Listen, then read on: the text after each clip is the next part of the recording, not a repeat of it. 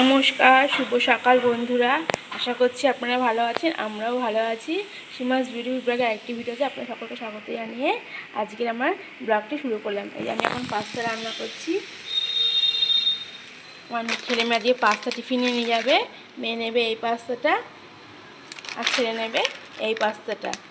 যাই ওদের পাস্তাটা রান্না করে নিই, আর মেয়ে ডাকছি, মেয়ে চুলটা বেঁধে দিয়ে আসি, তারপরে আবার আপনাদের সঙ্গে দেখা হবে। ওদের স্কুলে পাঠিয়ে দিই। ওইদিকে মেয়ের চুলটা বেঁধে দিয়ে আসলাম, আর এদিকে ছেলের পাস্তাটা বসিয়ে দিয়েছি। এখন ছেলেকে যাবো রেডি করতে, তখন পাস্তাটা হোক। এই যে আমার ছেলে এখন স্কুলে যাচ্ছে। টাটা, সাবধানে যাবে, ঠিক আছে? ভালো করে পড়াশোনা করবে। চলুন একবার আপনাদের আমাদের এখানে যে মন্দির আছে, শীতলা মায়ের মন্দির, সেটা দেখিয়ে নিই। আপনারা সকালবেলায় মায়ের মুখ দর্শন করে নিন। অনেকটা দূরেই রয়েছে, হয়তো আবছা আবছা দেখা যাচ্ছে। আমার বাড়ির একদম মুখোমুখি মায়ের মন্দির, তাই আপনাদেরকে একটু দর্শন করে নিলাম মাকে।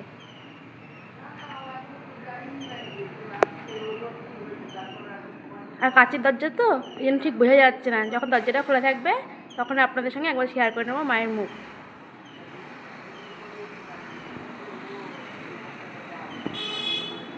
এই আমার ছেলে মেয়েও চলে গেল, এখন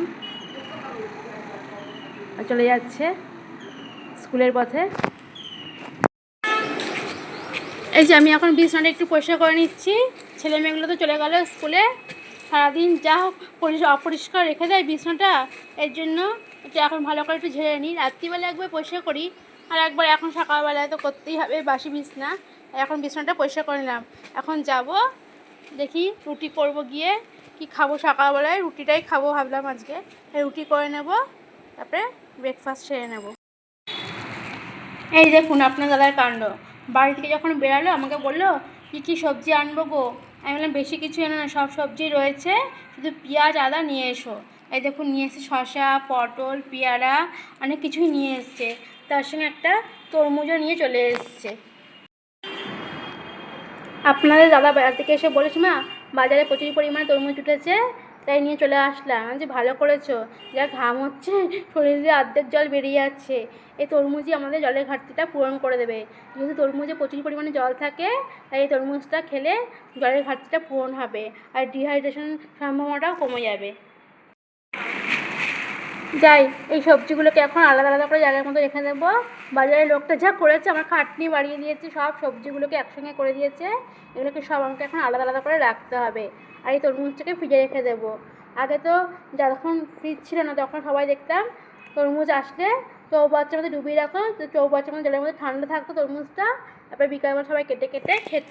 আর এখন তো সবার বাড়িতে আর চৌবাচ্চা নেই, এখন সবার বাড়িতে ফ্রিজ হয়ে গেছে। এখন আধুনিক যুগ, তাই ফ্রিজ এসে গেছে সব বাড়িতে বাড়িতেই। তাই আমিও তরমুজটাকে এখন ফ্রিজে ঢুকিয়ে রাখবো, বিকালে কাটবো, কেটে তারপরে খাবো। যাই সব কটাকে একসঙ্গে নিয়ে নিলাম হাতে, নিয়ে রেখে দিয়ে আসি জায়গা মতো। থাক তোরা এখন এখানে থাক, আর তরমুজটাকে ফ্রিজে ঢুকিয়ে দিই।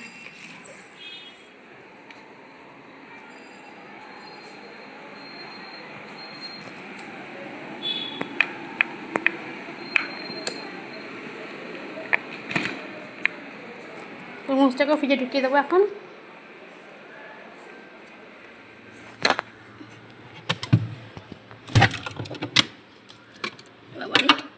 উপরটাই থাকুক, ব্যাস তরমুজটাকেও ফ্রিজে ঢুকিয়ে দিলাম।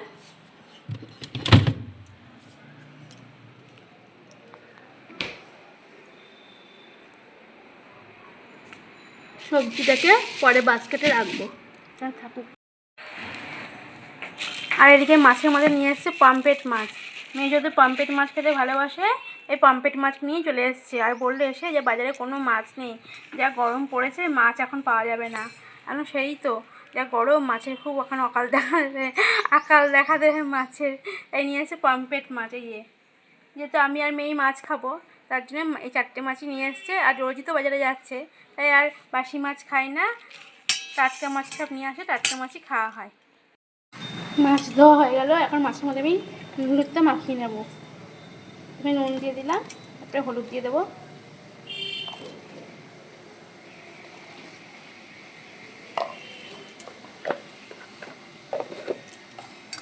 ভালো করে মাছের মধ্যে নুন হলুদটা মাখিয়ে নেব।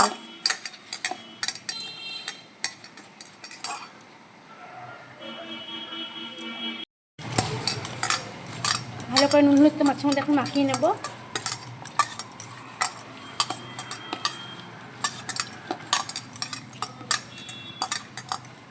নুন হলুদ মাখানো হয়ে গেল। এখন আমি চালটা ধুয়ে নেবো আর সবজি কেটে। এই যে আমি এখন হাঁড়িতে চাল নিয়ে নেব, চালটা ধুয়ে নিই, তারপর সবজিগুলো কেটে নেব। স্নান করতে চলে যাব, খুব গরম করছে। স্নান করে এসে আজকে রান্নাটা করব।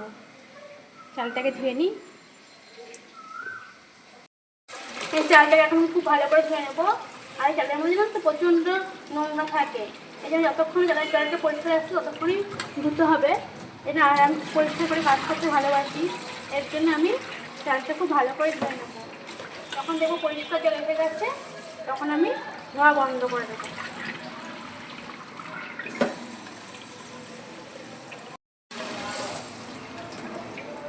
এই দেখুন, এখন জলটা খুব পরিষ্কার হয়ে গেছে, চালটা অনেকটা পরিষ্কার হয়ে গেছে। খুব ময়লা থাকে জলের মধ্যে, এর জন্য খুব ভালো করে ধুতে হয়। না সেগুলো নোংরাগুলো তো পেটে গেলে পেট খারাপ হবে, এই জন্য চালটা খুব ভালো করেই ধুলাম। চাল তো ধোয়া হয়ে গেল। এখন চালের মধ্যে কিছুটা জল দিয়ে রেখে দেবো, 20-25 মিনিট চালটাকে ভিজিয়ে রেখে দেবো, তাহলে ভাতটা খুব ভালো হয়।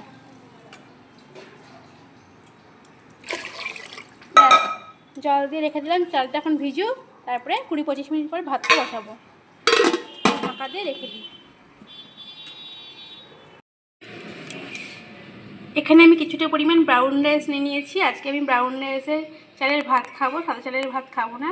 আমরা তো জানি সাদা চালের ভাত খেলে মোটা হয়ে যায় মানুষের, এই জন্য ভাত খাওয়া বারণ, কারণ ওই চালের মধ্যে প্রচুর পরিমাণে কার্বোহাইড্রেট থাকে। আর এই যে ব্রাউন রাইস, এর মধ্যে প্রচুর পরিমাণে ফাইবার থাকে। আর আমরা জানি যে মোটা হওয়া কমানোর জন্য সবাইকে ফাইবার আর প্রোটিনটা বেশি করে খেতে হয়, তাই আমি আজকে এই ব্রাউন রাইসের ভাতই খাবো। আর আপনারা যদি কেউ হেলদি থাকেন বা শরীরে ফ্যাট থাকে, তাহলে আপনারা যদি 1 মাস এই ব্রাউন রাইসের ভাত খান না, তাহলে দেখবেন অনেকটা আপনারা রোগা হয়ে যাবেন এবং নিজেকে খুব স্বাচ্ছন্দ্য মনে হবে। আর 1 মাস যদি নাও খান, তাহলে মাঝে মাঝে খাবেন, দেখবেন তাও অনেকটা কমে আসবে আপনাদের ওয়েটটা। আর এই ব্রাউন রাইস চালের ভাতটা খেলে আপনাদের ওয়েটটাকে ম্যানেজ করবে, ওয়েটটাকে ঠিক রাখবে, আর আপনার শরীরটাকেও ঝরঝরে করে দেবে। আর জানেন তো, অনেকেই বলে এই চালের ভাত খেতে পারে না, কিন্তু আমার তো খেতে খুব ভালো লাগে। আমার সত্যি খেতে খুব ভালো লাগে।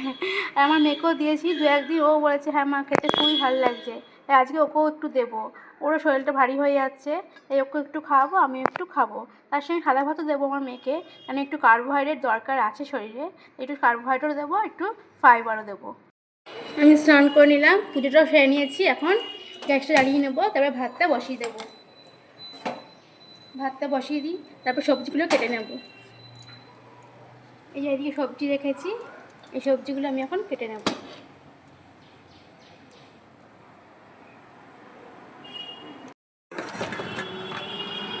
এই যে আমি এখন একটা আম কেটে নেব। একটাই আম আছে দেখলাম, তাই ভাবলাম একটা আম দিয়ে চাটনি করে দেবো।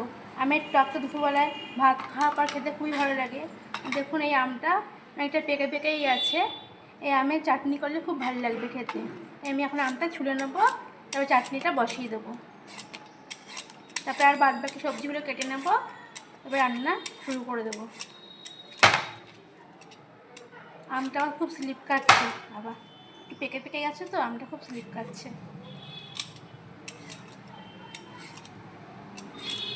আমি তো বটিতে কাটতে পারি না, বটিতে কাটতে গেলে আমার হাত কেটে যায়, এর জন্য আমি ছুরি চাকুই ব্যবহার করি আম কাটার জন্য। দেখুন আমটা আবার লাভ দিচ্ছে।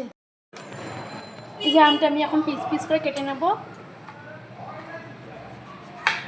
আজকে ভাবলাম আমি জেলি টাইপের চাটনি করবো না, ছোটো ছোটো পিস পিস করে কেটে নেবো, তারপরে আমি চাটনিটা। এই যে হয়ে গেল আমার লাল চালের ভাত। দেখুন ভাতটা খুব সুন্দর, খেতেও খুব ভালো লাগবে, আপনারা খেয়ে দেখবেন, আপনাদেরও ভালো লাগবে। আর এদিকে করছি ডিম সেদ্ধ। এই ডিম সেদ্ধ খাবে আমার। এদিকে ওভেনটা ধরিয়ে দিই।